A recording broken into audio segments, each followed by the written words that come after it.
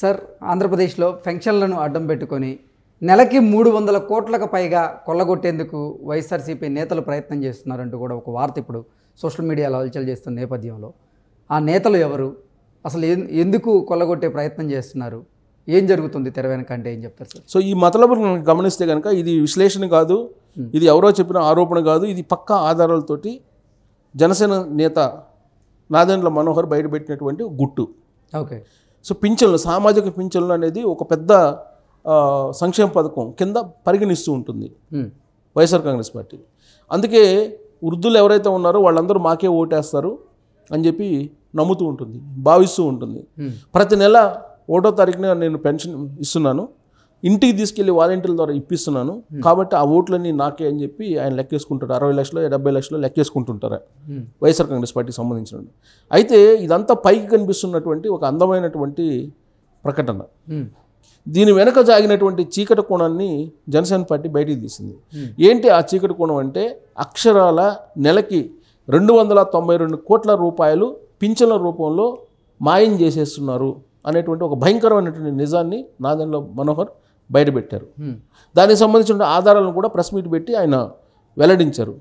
ఏంటి, ఏ విధంగా ఈ 292 కోట్ల రూపాయలని మాయం చేస్తున్నారు వైఎస్ఆర్ కాంగ్రెస్ పార్టీ వాళ్ళు అనేటువంటి ఒక విశ్లేషణ, ఒక డేటా కనుక తీసుకుంటే కనుక ఆ డేటా ఏంటంటే, వృద్ధులు, వితంతువులు, దివ్యాంగులు వీళ్ళకి మొత్తం వీళ్ళతో పాటు మొత్తం 8 కేటగిరీల్లో పెన్షన్లు ఇస్తున్నారు. సామాజిక పెన్షన్లు, వృద్ధులు, దివ్యాంగులు, వితంతువులు, ఇలా 8 కేటగిరీలు. వీళ్ళతో పాటు 8 కేటగిరీల వైజు సామాజిక పెన్షన్లు ఇస్తూ ఉంది ప్రస్తుతం ఉన్నటువంటి వైఎస్ఆర్ కాంగ్రెస్ పార్టీ ప్రభుత్వం. జగన్మోహన్ రెడ్డి బటన్ నొక్కుతున్నారు. సో బటన్ నొక్కగానే ఆ డబ్బులు తీసుకెళ్ళి ఇచ్చేస్తున్నారు.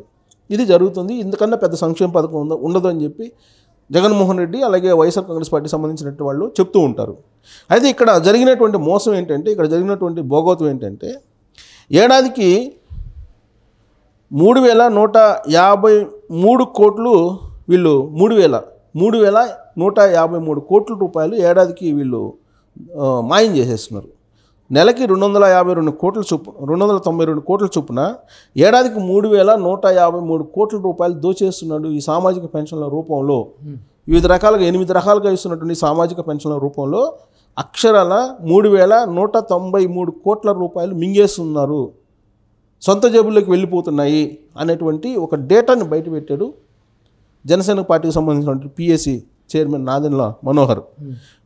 సో 3,153 కోట్లు అంటే అదేం చిన్న అమౌంట్ కాదు. పింఛన్ల రూపంలో వాళ్ళు చేస్తున్నటువంటి భోగాతం ఇలా ఉందని చెప్పి ఆయన చెప్తున్నారు. సో ఇది నవంబర్లో ఎగ్జాంపుల్ చెప్పాడు. నవంబర్లో 54,69,161 మందికి పెన్షన్లు ఇచ్చారు వివిధ రూపాల్లో. అదే ఇందాక చెప్పారు కదా, 8 రకాల రూపాల్లో మొత్తం 54,69,161 మందికి పెన్షన్లు ఇచ్చారు. సో డిసెంబర్లో కూడా సేమ్ ఉండాలి కదా. డిసెంబర్లో ఎంత ఉన్నాయంటే 54,49,190 మందికి ఇచ్చారు. అందులో డిఫరెన్స్ ఎంత, 19,971 మంది డిఫరెన్స్. కేవలం నవంబర్ నుంచి డిసెంబర్ వరకు పెన్షన్ల సంఖ్య ఎంత, 19,971 మంది పెన్షన్లు తగ్గాయి. ఈ తగ్గినటువంటి పెన్షన్ల సంఖ్య, ఈ అమౌంట్, ఈ 19,971 మంది తగ్గి ఇచ్చినట్టు చూపించారు కదా, ఈ అమౌంట్, ఈ డిఫరెన్షియేషన్ అమౌంట్ ఎక్కడికి వెళ్తుందని చెప్పి ప్రశ్నిస్తున్నాడు జనసేనకు సంబంధించినటువంటి పిఎస్సి చైర్మన్ నాదెండ్ల మనోహర్. ఈ అమౌంట్ సొంత జేబుల్లోకి వెళ్తుంది అనేది ఆయన చెప్తున్నటువంటి మాట. దీనికి రెస్పాండ్ కావాల్సినటువంటి అవసరం ఉంది వైఎస్ఆర్ కాంగ్రెస్ పార్టీ. సపోజ్ ఇది కనుక నిజమైతే, జనసేన సంబంధించిన పిఎస్సి చైర్మన్ నాదెండ్ల మనోహర్ గతంలో స్పీకర్గా కూడా చేశారు, మాజీ స్పీకర్. దాన్ని స్టడీ చేయకుండా ప్రెస్ మీట్ పెట్టి పబ్లిక్గా దీన్ని అనౌన్స్ చేయరు. ఆయన ఎంతో స్టడీ చేసిన తర్వాత దీని వెనక జరుగుతున్నటువంటి భాగోతం మొత్తం లెక్కించిన తర్వాత ఏడాదికి 3,000 కోట్లకు పైగా ఈ సొంత జేబుల్లోకి వెళ్తుంది సామాజిక పెన్షన్ల రూపంలో, వైఎస్ఆర్ కాంగ్రెస్ పార్టీ వాళ్ళు మోసం చేస్తున్నారని చెప్పి చెప్తూ దాన్ని ఏ విధంగా చేశారని చెప్పి ఒక ఉదాహరణగా నవంబర్కి డిసెంబర్కి మధ్య 19,000కు పైగా పెన్షనర్లు తగ్గారు. ఈ తగ్గినటువంటి పెన్షనర్కి ఇవ్వాల్సినటువంటి మొత్తం ఏదైతే ఉందో దాన్ని 292 కోట్ల రూపాయలుగా లెక్కించి ఏడాదికి 3,000 కోట్లకు పైగా వీళ్ళు అవినీతికి పాల్పడుతున్నారు. ఇది జగన్మోహన్ రెడ్డి యొక్క సామాజిక పెన్షన్ల వెనుకున్నటువంటి చీకటి కోణం అని చెప్పి ఆయన బయటపెట్టడం జరిగింది. సో బటన్ నొక్కుతున్నాను, సంక్షేమ పథకాలు ఇస్తున్నాను అని చెప్పి అవినీతి రహితంగా ఇస్తున్నాను, నేను బటన్ నొక్కితే మొత్తం డైరెక్ట్గా అకౌంట్లోకి వెళ్ళిపోతున్నాయి, ఎక్కడ అవినీతి ఉంది, అవినీతి జరగట్లేదు అని చెప్పి చెప్తూ ఉంటుంది వైఎస్ఆర్ కాంగ్రెస్ పార్టీ. మరి ఇప్పుడు ఆల్రెడీ డేటాతో సహా అంకెలతో సహా నాదెండ్ల మనోహర్ బయటపెట్టడం జరిగింది. ఇది పెద్ద కుంభకోణం కాదా? సో ఇది నాదెండ్ల మనోహర్ ఒకవేళ తప్పుగా ఏమైనా ఈ అంకెలను బయట పెడితే దానికి ఇమీడియట్గా సమాధానం చెప్పాలి కదా వైఎస్ఆర్ కాంగ్రెస్ పార్టీ, డేటాతో సహా బయట పెట్టాలి కదా. ఇప్పుడు ఆల్రెడీ ఆయన 24 గంటలు అయింది ఈ మొత్తం వ్యవహారాన్ని బయటపెట్టి. ఈ చీకటి బోకోతం ఇలా ఉంది, సామాజిక పెన్షన్ రూపంలో వృద్ధులకి, అలాగే వికలాంగులకి, అలాగే దివ్యాంగులకి రకరకాలుగా 8 రూపాయల్లో సామాజిక పెన్షన్లు ఇస్తూ ఉన్నారు. ఈ సామాజిక పెన్షన్లకు సంబంధించినటువంటి భోగవతం ఇలా నడుస్తుంది, ఇంత అమౌంట్ పక్కదారి పెట్టింది, ఇది తాడేపల్లి ప్యాలెస్కి వెళ్తుందా, లేదంటే వైఎస్ఆర్ కాంగ్రెస్ పార్టీకి సంబంధించినటువంటి గౌరవ వేతనం తీసుకుంటున్నటువంటి వాలంటీర్లకు వెళ్తుందా, లేదంటే ఇంకా వేరే వాళ్ళకి ఏమైనా వెళ్తుందా, ఎక్కడికి వెళ్తుంది అనేది ఆయన ప్రశ్నిస్తున్నారు. ఆ ప్రశ్నకు సమాధానం చెప్పాల్సిన బాధ్యత వైఎస్ఆర్ కాంగ్రెస్ పార్టీ ప్రభుత్వం మీద ఉంది కదా. ఒకవేళ ఇది కనుక నిజమైతే, జనసేన బయటపెట్టినటువంటి డేటా కనుక నిజమైతే, ఇంతకన్నా ఘోరమైనటువంటి తప్పిదం, ఇంతకన్నా ఘోరమైనటువంటి అవమానం వైఎస్ఆర్ కాంగ్రెస్ పార్టీకి మరొకటి ఉండదని చెప్పి మనం విశ్లేషణ చేసుకోవచ్చు.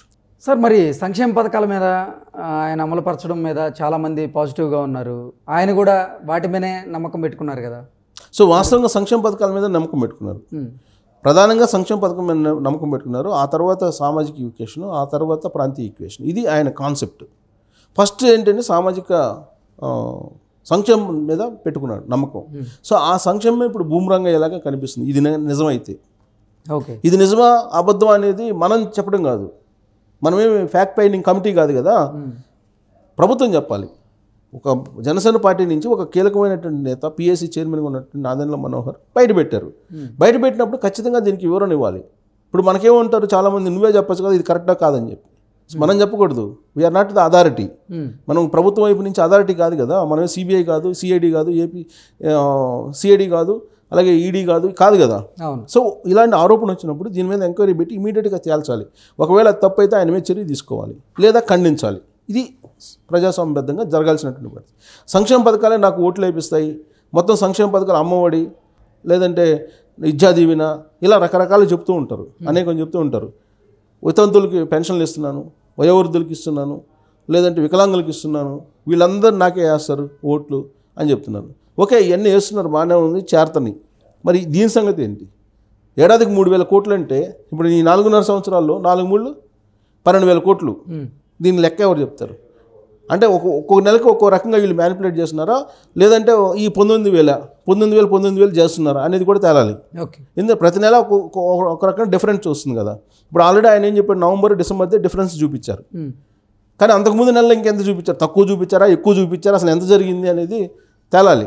ఇప్పుడు ఈ లెక్క ప్రకారం అయితే ఈ 1 మంత్లో వచ్చినటువంటి తేడాన్ని కనుక మనం లెక్కేసినట్టయితే కనుక 4 మూలు 12 అంటే 12,000 కోట్లు.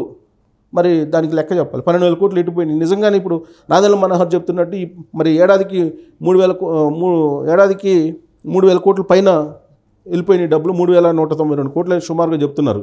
మరి వాటన్నిటికీ లెక్క చెప్పాలి కదా, దాదాపు 12,000 కోట్లు అవుతుంది అది నిజమైతే. సో అది మంత్లీ మొత్తం క్యాల్కులేషన్ చేసి మొత్తం చెప్పాల్సినటువంటి బాధ్యత ప్రభుత్వం మీద ఉంది. ఒకవేళ చెప్పకపోతే బదనామయ్యేటువంటి ఛాన్సెస్ ప్రభుత్వం మీదనే ఉంటుంది.